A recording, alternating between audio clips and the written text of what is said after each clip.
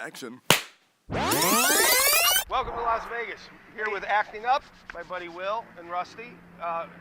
He actually came into town for, what is it that you're working on? I'm doing a gig. I got a one-man show that I do.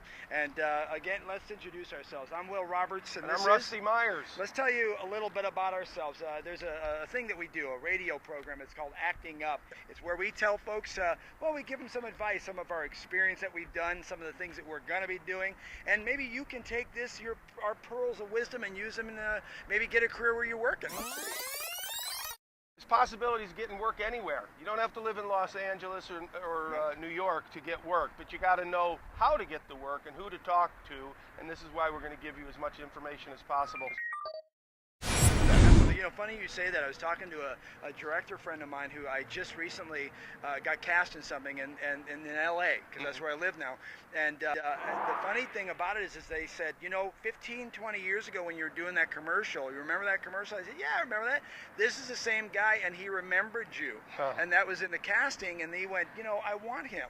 And so, you never know who you're going to behave badly or goodly around. Right. Slate. Yeah, any audition that you have to think about it as if you might not get that gig. Yeah. You don't get everything. We go into auditions. I used to audition 2-3 times a day sometimes in New York. Yeah. And you have to just let it go. Yeah. But what you do or shouldn't do is give your best audition on the way home in the car. Yeah. Because these people will remember you. Hey, remember that guy that came in and did such and such? Wait, wasn't it? Yeah, that guy who, let's call him. Right. And so, do as good as you possibly can do, and let them decide that if they can at least use you for something later on. Now, let me We're leftovers. Yeah, that's true. We're in the business. Put us in a Tupperware. Well, I'm in Tupperware, so I won't be able to breathe. But here's the deal. So, I always say that, even when you're not there, you're there. Like if you're sitting back somewhere and you're kind of messing around, you're getting ready to go audition, a lot of times people think, well, it's nothing, I'm just going to be doing this. You have got to be attentive at all times. I guess the best idea to do that exercise is background work.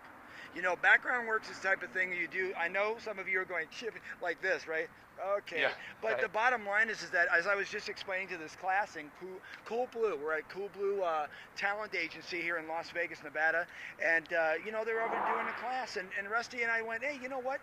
Here's some things you might not know, because they're doing some exercises, and we're finding out that they're kind of doing this when they should be doing this. If you're doing a 2-shot, you got to realize there's this much room between you. It might feel normal to you right now, but when you're on camera and you see this on camera, he has to shoot like this. You want to, she would be put up on an apple box, so we would be higher in relationship to one another, even though I'm quite a bit taller. This might feel kind of uncomfortable talking to me at this close, right? But on camera, it looks correct. Really would be this. Now she wants to back up really badly. You do that on camera, and at an audition, they'll know you don't know camera technique. A 2-shot, and we could show this back to you, could we? If you feel uncomfortable, relax. We're okay. Yeah, here, don't do this. Because if we were like this, he has to widen out. A nice shot, so you can cheat for camera. We're talking, don't back up, I can feel you doing it. But we're just talking, talk to me. What's your name? Julissa. Julissa what? España. España.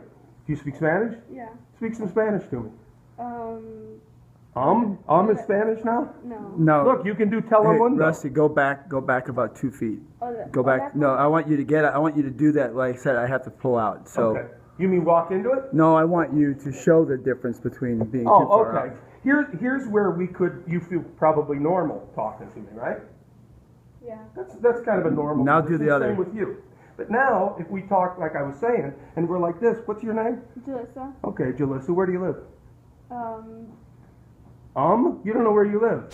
And I said, the story about, the first time I did one of my jobs I did a whole bunch of years of non-union stuff, and then I did a commercial where they said, come here.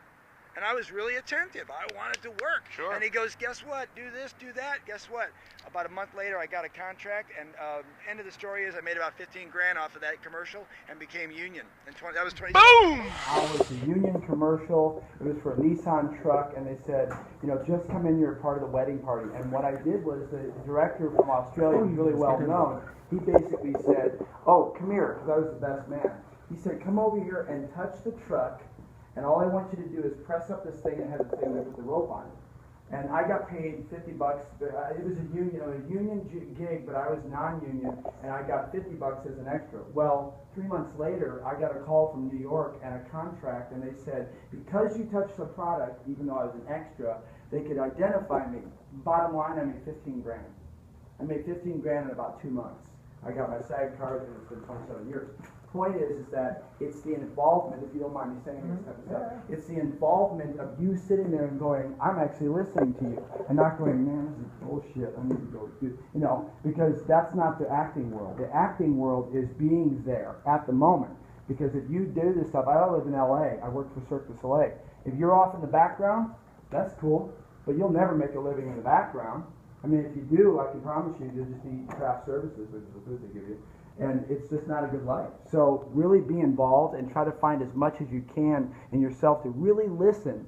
It's kind of funny because that's what I find we're not doing now with our phones is listening. But if you do that in the acting world, you'll have a career. That's all. Bam! We just we're watching some of the workshop with Peter Newman, who's a coach over at Cool Blue, talking to some of the kids about doing background. Yeah. And I'll tell you, as much as you might think about, oh, this is terrible, I hate doing this stuff, it's a hurry up and wait. Exactly.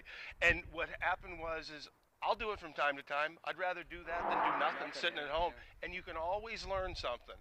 And I'll tell you, probably 5 or 6 times that I've done this, always get chosen from that guy. Bring him over here, because we're doing this scene where the actor does such and such, and he turns to somebody and there's a reaction shot. And you get upgraded. And did that on a pretty famous movie called The Hangover. Oh, sure. And the director, Todd Phillips, we're all standing around and they place people, the second AD places all the extras where they want to be. Zach Galifianakis is sitting during the scene and he's playing blackjack to win all their money back. Heather Graham, Brad Cooper, can't remember his name, the other guy with the missing tooth from The Office. From The Office. Anyway, Tim something maybe? Yeah, no. Anyway, hey, sorry. That's a trivia question. Sorry, if you go to our website, you answer that question, we'll send you something. Yeah, exactly. So anyway, he's set up, he's playing these cards, and these guys have some dialogue, and the director said, you guys just react as if you're watching somebody playing and winning and losing. You know, he's winning a lot of money. Okay, just so happens I walk in, and Brad Cooper's standing next to me, and you can still see me in the scene, but I'll get to this in a second. So we come in, and they do a rehearsal, and it was multi-cameras, and I'm reacting to it, seeing this guy playing really poorly, you know, in the way you should play blackjack. He's splitting fives against the dealer's. I mean, what are you doing? And I'm saying that, I'm going, what do you, oh my, and then he wins. It's like, why can't that ever happen to me?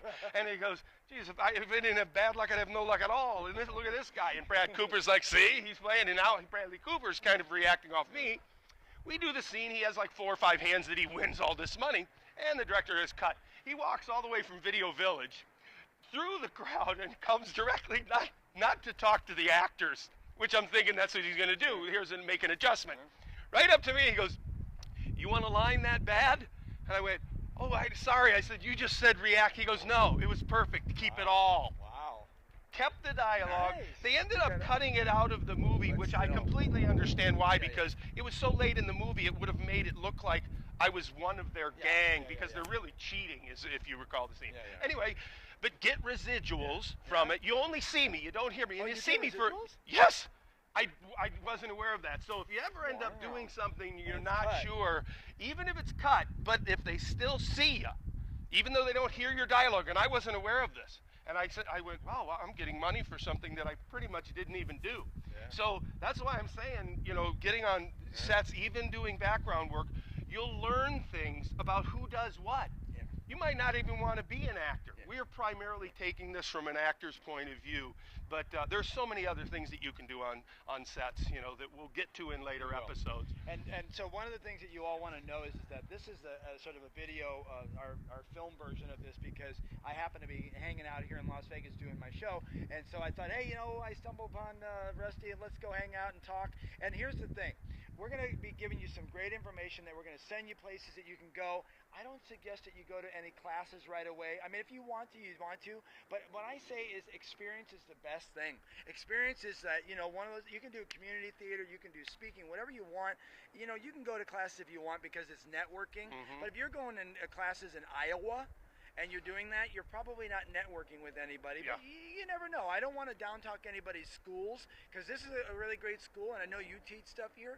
I'm just saying, get in background stuff, because someone eventually will go, hey, remember that guy from the last film we did? He's right there. He did a really good job at not doing this while he's walking by. Yeah. You know, Fake overacting, walking. you know, and then they go, are you theater? No, we don't want you on camera, because you're going to be going, wow, I love you.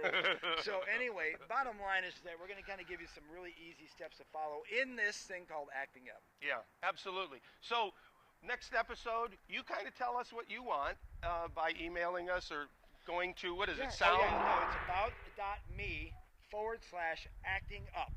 Okay. That's pretty simple. Yeah, we'll do anything and everything we can to give you information that you're going to need to get out there on sets. What's the next step? Yeah. I mean, if you live in Michigan or you live in Louisiana, matter. there's some Sometimes lot of it's better. Yeah. I mean, you start out the small pond, you know, big fish, small pond, whatever it is. Yeah. We both have done the LA, New York thing, and you know, where you choose to live, you know, that's your choice. Yeah. But I live here in Las Vegas. I'm in LA. And so I, you know, having lived there and in New York both, I can give you some information, you know, about what goes on there as well. Because when you do study or get your lessons, as it were, from people who have only lived in that town, reminder, that's only what happens in that town. Las Vegas does things that that you wouldn't get, you know, away with in Los Angeles or New York. You know, you brought up a great point. I want to end with this and say that when I was dancing, spent a lot of years dancing, ballet, jazz, tap, and acting classes, I kept doing these classes, and I would do like the ballet classes, and then eventually you get to the point where you're like doing whatever pirouettes, and everybody's going, man, that's amazing, he's great. And then what happens is you're doing it so much that you are the best that is doing it in that class. Well, guess what happens? You know this. You don't go very far because you sit back and you go, I'm there. Right. Don't do that with your career. Don't do that with your career. Always challenge yourself. If there's not a bit of a fear, you're in the wrong business. Yeah. And hey, listen, want to tell you again, acting about.me/acting up. You may not want to act. You may want to just eventually direct. So check us out, and that's what'll happen. Hey, all right, ready? Yes. And action. Speak the speech, I pray you, as I pronounce it to you trippingly on the tongue. But if you mouth it as many of our players do, I had as lief the town crier. Wait, come on. We're ready for it. Wait, I got it.